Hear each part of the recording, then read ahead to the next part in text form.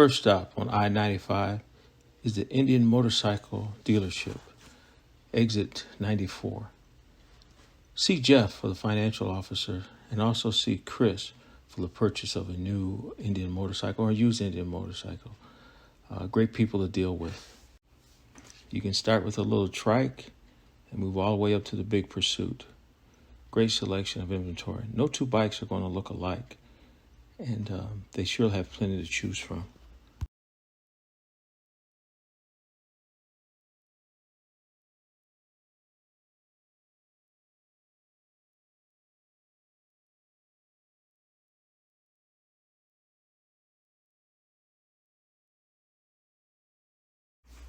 The turnout was great.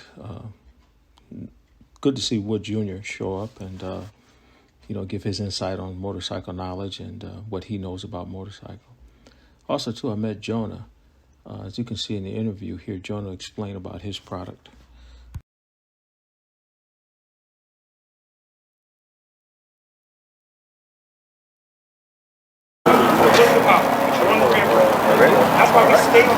Good afternoon. I'm in Savannah, India, with Jonas. And Jonas is going to tell us about his bike. And Jonas, first of all, what year is this bike? The 2019. Okay. And what made you choose this bike over another bike? I just fell in love with the sleekness and just the color of the Chieftain that they had. How long have you been riding? A little over a year now. Over a year now. Yes, sir. And if you had your dream upgrade, now that you've been riding, what would be your dream upgrade? What would you get to this bike? Go with one of the Pursuits, just for a little extra comfort on long drives and all that. A little more room for storage and everything. Okay. And you've been long distance wise, as you say about long distance, you're thinking about long distance. Yes, sir. We're wanting to go to Sturgis this next year, and then we're also planning a trip out towards California next year as well. Thank you. And Jonas has a shirt that says Indian Street Crew, and you might want to, that's his brand, you might want to check out his brand of Indian Street Crew. Thank you, Jonas. Thank you.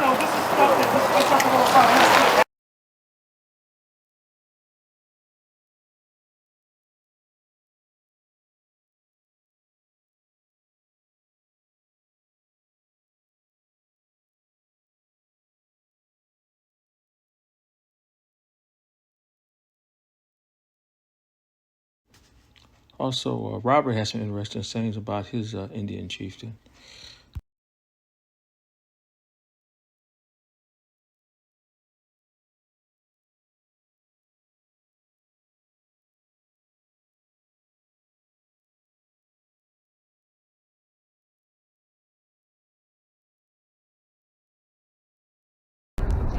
Your name? Robert. I'm here with Robert with his Indian. This is an Indian Chieftain Dark Horse. Of what year? 2016. How long you been riding? I've been riding this only about a month. I've been riding on and off for 30 years. Wow. I always rode metric. Wow. And I was a big Valkyrie fan. I have a Valkyrie at home in the barn. I don't ride it much anymore after I got the Indian. Wow. If you had one upgrade on this bike, what would it be? Probably the fairing guards for the shins, just to block a little bit more of the wind. Other than that, there's nothing I'd change on this bike. That's a beautiful bike. I see you got the Lloyds already. Yeah, I was very fortunate that whoever owned this prior to me buying it had upgraded everything on it. So, there's not much there left to do. All right. Well, be safe and thank you for your time. Time to leave and head south on 95. Next stop, 87 to Southern Biker Gear. Good selection of merchandise. You want to stop in and talk to Alvin a little bit. I had a 96 Harley Electric Eye Police Edition, and I had a Honda VT 1300. And they were both nice highway bikes, but both way too heavy, and the Honda was 9 feet long. Wow. I liked having the water cooled, so that's kind of one of the reasons I went with the Scout. That it's water cooled, and it's probably got the best power to weight ratio of anything on the market. It's just over 500 pounds and develops 100 horse. Yeah, what year is your Scout, sir? That's a 2020. It's the 100th anniversary edition Scout. Okay. So you're going to hold on to it for a while? Yeah, they only made 750 of them worldwide. Wow. So right now I'm upside down on it. I'm expecting it to appreciate in value. Yeah. And I like it. Okay. And look, how far have you ridden since you had your Scout? Florida, far north? Well, we trailered and took about a 3-month trip in 2020 and took, like I said, about 3 months. We made it all the way to Traverse City, Michigan and back down again. Wow. All the Smokies, rode the Dragon, Yeah. did the Blue Ridge Parkway, rode the SoCo Road, everywhere in the Smokies and had it all. Last November, my girlfriend's got a Scout bobber, and we rode about a 10-day trip down the Gulf Coast, went all the way down to Key West, and then back up the Atlantic. So that's the longest ride. Wow, wonderful. You see you got your vest on. Your vest tells a story. What you want to tell them out there about your vest? Or is there a particular patch or anything you want to? The backside kind of says it all.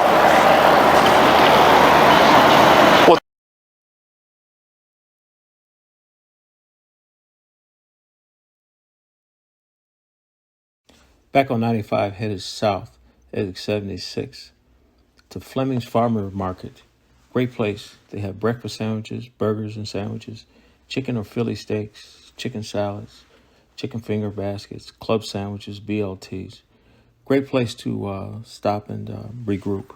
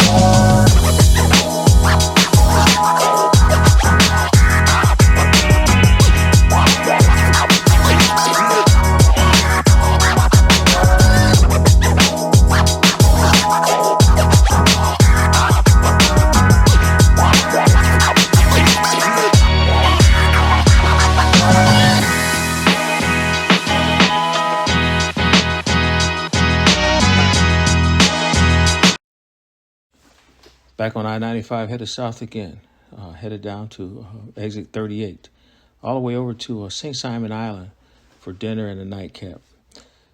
Great restaurant called The Porch. It's hard to describe how great the food is. Just make it part of your destination.